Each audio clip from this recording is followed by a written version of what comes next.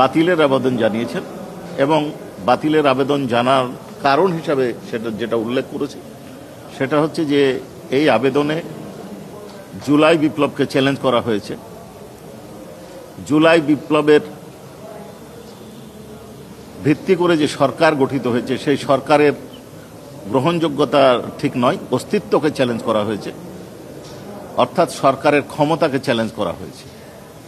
আরও বেশ কিছু কথা বলা হয়েছে যেগুলো আদালতের জন্য অপমানজনক বলে আমাদের কাছে মনে হয়েছে।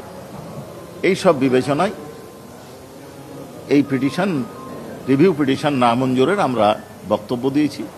অনারেবল ট্রাইব্যুনাল তার আদেশ ওপেন কোর্টে ডিক্লেয়ার করেননি, হয় পরবর্তী ধার্য তারিখে দিতে পারেন অথবা চেম্বারে গিয়ে হয়তো আদেশ দিবেন। ওই পক্ষের বক্তব্যের ব্যাপারে কোনো বক্তব্য ট্রাইব্যুনাল দেননি যে তাদের বক্তব্য শোনার জন্য কোনো দিন দিবেন কিনা। যদি ট্রাইব্যুনাল শোনার দিন দেন সেটা ট্রাইব্যুনালের এখতিয়ার, সেটা আমাদের বিবেচ্য বিষয় নয়। আবু সাঈদ মামলায় একজন সাক্ষ্য গ্রহণের দিন ধার্য ছিল, 21 নম্বর সাক্ষী, তিনি তার জবানবন্দি দিয়েছেন এবং জেরা সম্পন্ন হয়েছে। ট্রাইব্যুনাল 1-এ চাংখারপুরে যে হত্যাকাণ্ড হয়েছিল বিজয়ের দিন, বিজয়ের দ্বার প্রান্তে, সেই মামলার তদন্তকারী কর্মকর্তার জবানবন্দি শেষ হয়েছে। জবানবন্দি শেষ হওয়ার পরে তাদের জেরা করা হয়েছে।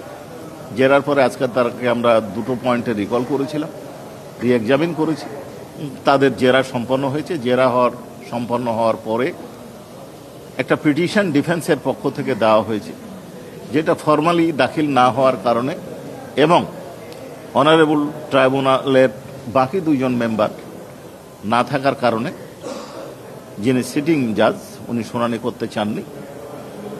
তবে এটার দিন ধার্য নিয়ে কিছু কথাবার্তা আমাদের মধ্যে হয়েছে।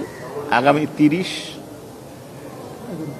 11 তারিখ তাদের দরখাস্ত শুনানি এবং রাষ্ট্রপক্ষের বা প্রসিকিউশন পক্ষের যুক্তিতর্কের জন্য দিন ধার্য হয়েছে। তাদের দরখাস্তের বিষয়বস্তু ছিল একজন আসামি পক্ষে তারা সাফাই সাক্ষী দিবেন।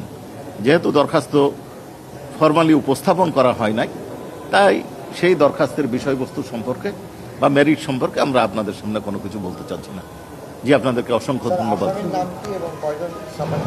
হ্যাঁ, আসামির নাম হচ্ছে আরশাদ হোসেন এবং তিনি 3 জন মনে হলো, 3 জনের নাম দিয়েছেন, 3 জন সাক্ষীর নাম দিয়েছেন।